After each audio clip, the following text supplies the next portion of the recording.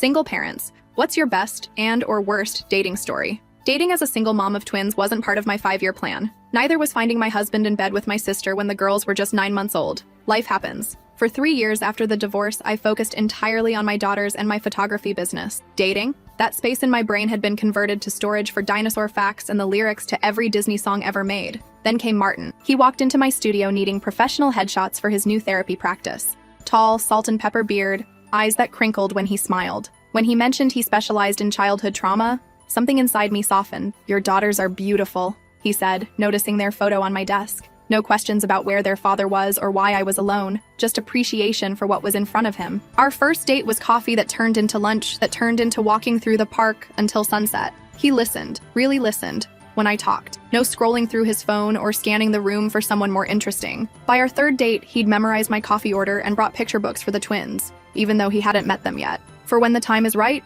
he said, no pressure. After 2 months, I finally introduced him to Lily and Emma. They were cautious at first. They'd never seen me with anyone but their father. Martin sat on the floor and let them approach at their own pace, never pushing for affection. By month 4, the girls would cheer when he came over. He'd bring ingredients for homemade pizzas and let them create monstrosities topped with gummy bears and chocolate chips. He never corrected them, never tried to discipline them. "That's your territory," he said. "I'm just here to support." That Mother's Day, he watched the girls so I could sleep in, then served breakfast in bed, slightly burned toast proudly made by 4-year-old hands, with Martin supervising from a safe distance. I started imagining a future with him. My daughters already had. Then came Emma's preschool recital.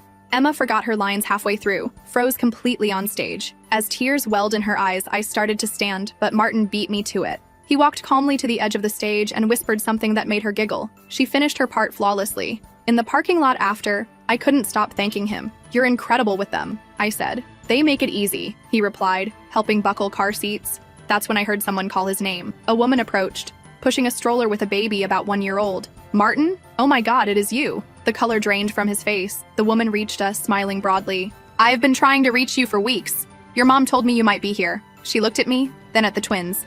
"Oh, sorry. Are you a client?" Martin stood frozen. The silence stretched painfully. "I'm Rachel," I finally said. "Martin's girlfriend." The woman's smile faltered. She looked at Martin, confusion washing over her face. "Girlfriend?" She laughed nervously. "That's interesting." She turned the stroller slightly, giving me a clear view of the baby. A little boy with Martin's eyes, Martin's dimples, Martin's entire face in miniature. "This is Caleb," she said pointedly. "Your son, the one you haven't seen since you walked out 4 months ago." My world collapsed in slow motion. 4 months ago, right when we'd met. "Rachel, I can explain," Martin started. "Mommy, who's that baby?" Lily asked, tugging at my sleeve. I looked down at my daughter's innocent face, then back at the living proof of Martin's deception. The woman, I didn't even know her name, stood expectantly, anger and hurt radiating from her posture. "Girls, we need to go," I said, my voice steadier than I felt. "Right now." Martin grabbed my arm. "Please, just give me 5 minutes." I yanked away from him. "Don't touch me. Don't call me. Don't come near my daughters again." The woman watched this exchange with a bitter smile. "I see you've experienced the Martin special. Charm, promises, then ghosting. At least you didn't have his baby first." As I buckled the confused twins into their car seats, Martin hovered by my driver's side door. "Move," I said. Keys clutched so tightly they cut into my palm. "It's not what you think," he pleaded. "Jessica and I were already broken up when what? When you decided to abandon your newborn? When you started dating me without mentioning you'd just become a father?" The twins were watching us through the window, wide-eyed. I lowered my voice. "I have 2 little girls watching how I handle this moment, Martin, and what I'm teaching them right now is that we don't keep people in our lives who lie about something this enormous." As I drove away, the rearview mirror showed Martin standing helplessly beside Jessica and baby Caleb. The twins peppered me with questions I couldn't answer. "Why was that man holding a baby that looks like him? Why are you crying, Mommy? Is Martin coming over tonight?" I pulled into our driveway on autopilot, fighting waves of nausea. For 3 years, I'd protected my daughters from their father's betrayal. I'd carefully vetted Martin before introducing him, trusting his professional background working with children. I'd watched him bond with my daughters, thinking, this is a good man. This is what they deserve. All while he had a baby son he'd abandoned. That night, after putting the girls to bed, I sat on my kitchen floor surrounded by Martin's text messages. 23 of them, ranging from defensive to apologetic to desperate. "Jessica got pregnant after we broke up. I wasn't ready to be a father. I was going to tell you. Please, Rachel. What we have is real." I blocked his number. Then came the flowers, then the handwritten letters, then the showing up at my studio during business hours. "You need to leave," I told him when he appeared in my doorway. "I have clients coming. I just need you to understand," he insisted. "Jessica trapped me. She said she was on birth control. I stared at him, bile rising in my throat. So you're saying because she trapped you, that makes it okay to abandon your infant son? To start dating me without mentioning you had a newborn? To bond with my daughters while ignoring your own child? He ran his hand through his hair in frustration. You don't understand. Jessica's unstable. She made my life hell. And Caleb? What did he do to deserve being abandoned by his father? I send money every month, he said defensively. I'm not completely absent. Does Caleb know that? Can he feel financial support? Does it comfort him when he's crying at 3 a.m.? Does it teach him how to throw a ball or read a book? You're being unfair, Martin said, lowering his voice as a client entered the waiting area. I made a mistake, yes.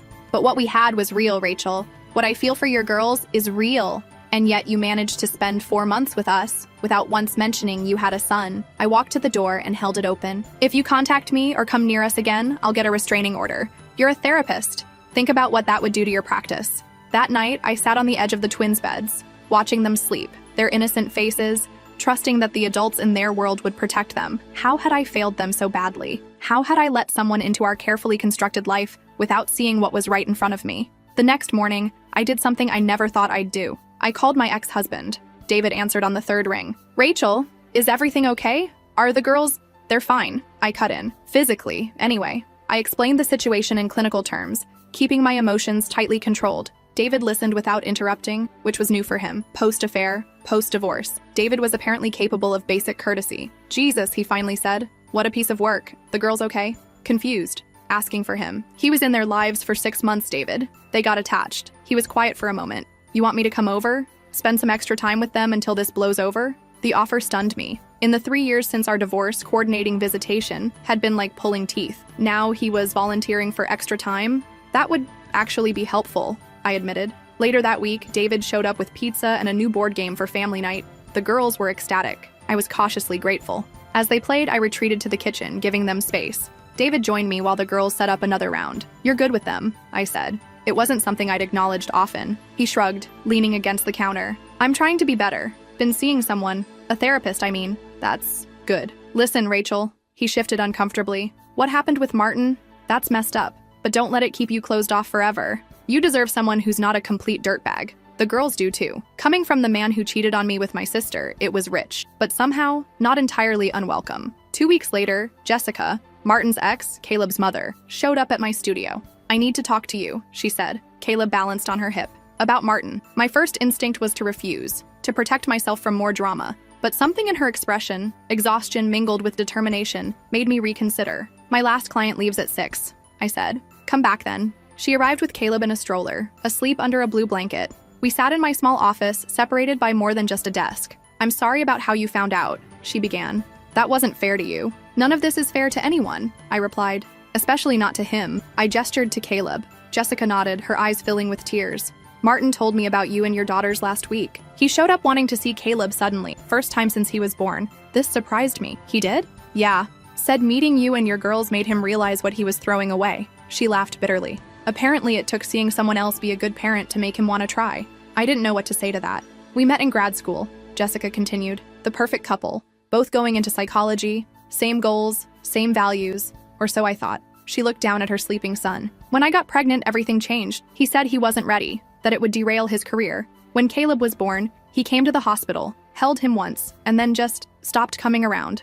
I'm sorry, I said, and meant it. The thing is, Jessica said, meeting my eyes, Martin's not a monster. He's just selfish, immature. When things get hard, he runs. Why are you telling me this? Because he's trying to get back into Caleb's life now, and I need to know, did he ever mention having a son? Did he have pictures of Caleb? Did he ever seem like he was hiding something? The truth hit hard. No, never. She nodded like this confirmed something. I thought so. Look, I don't care about your relationship with him. That's your business. But I need to protect my son. If Martin's only interested in being a father because it makes him look good to you, we're not together anymore, I said firmly. And we won't be. Relief flooded her face. Good. Because I think that's the only reason he suddenly wants to be in Caleb's life. As she gathered her things to leave, I hesitated, then asked the question that had been haunting me. How did you know? To come find him at Emma's recital that day? Jessica smiled sadly. His mother. She's been keeping tabs on him, trying to maintain some connection to her grandson. When she learned he was dating someone with kids, playing happy family while ignoring his own son, she told me where to find him. She was hoping public shame might wake him up.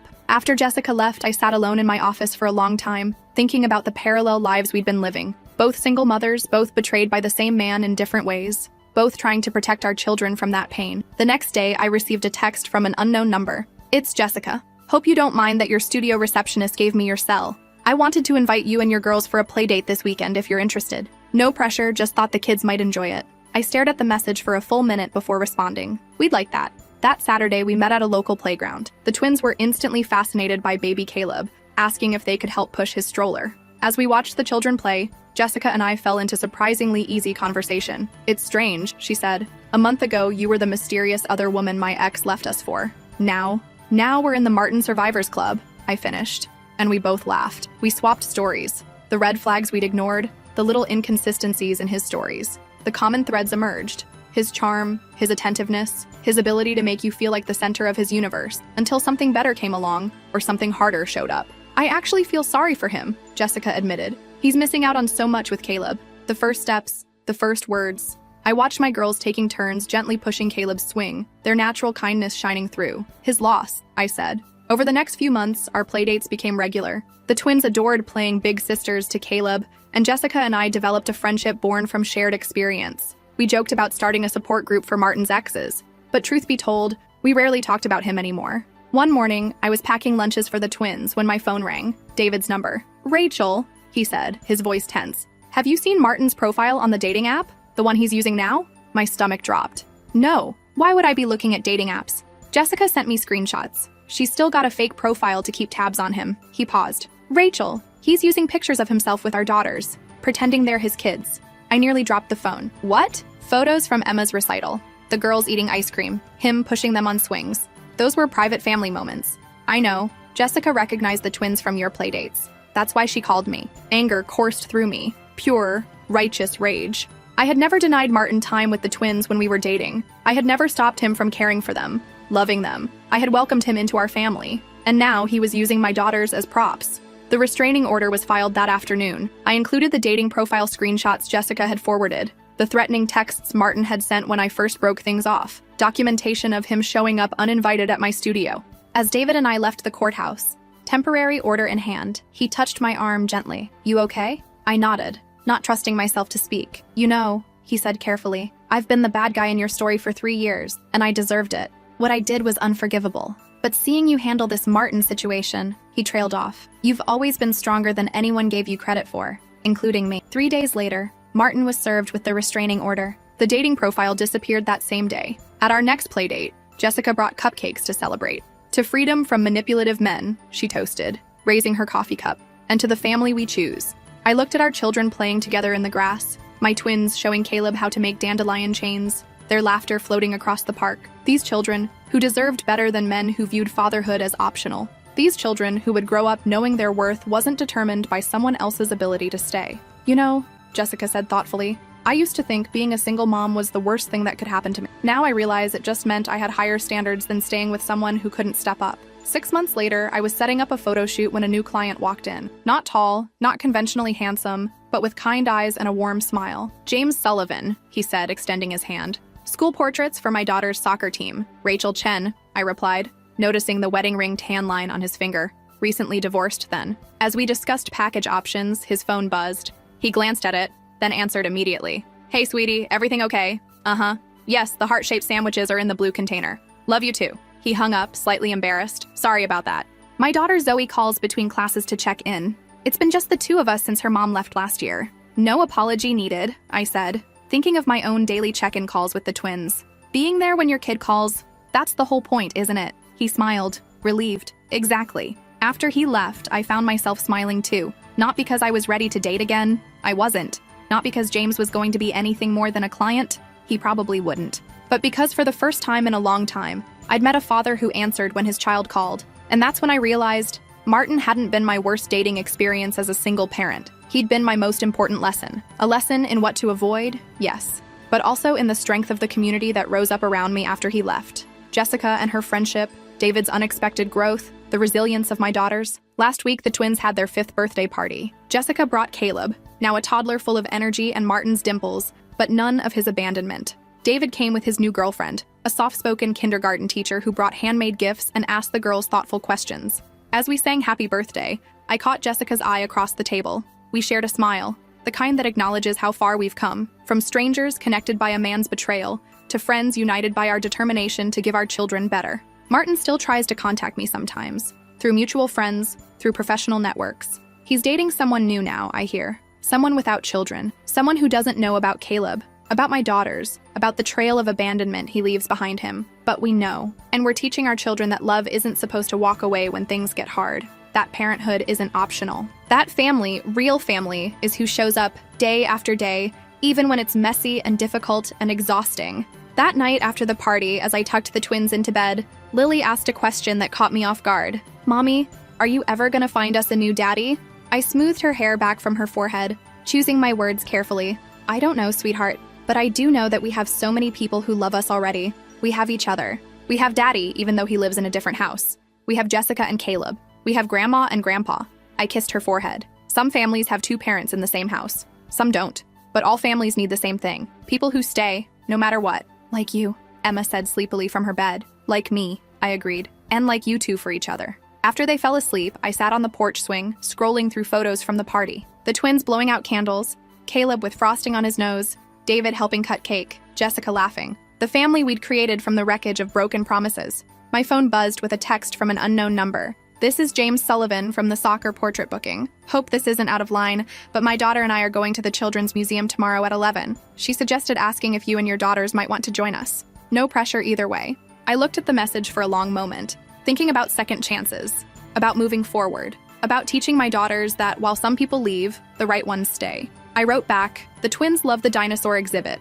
We'll see you there at 11. Not a date, just two single parents and their children, spending a Saturday together. Maybe nothing would come of it. Maybe everything would." For the first time in a long time, I was okay with not knowing the ending.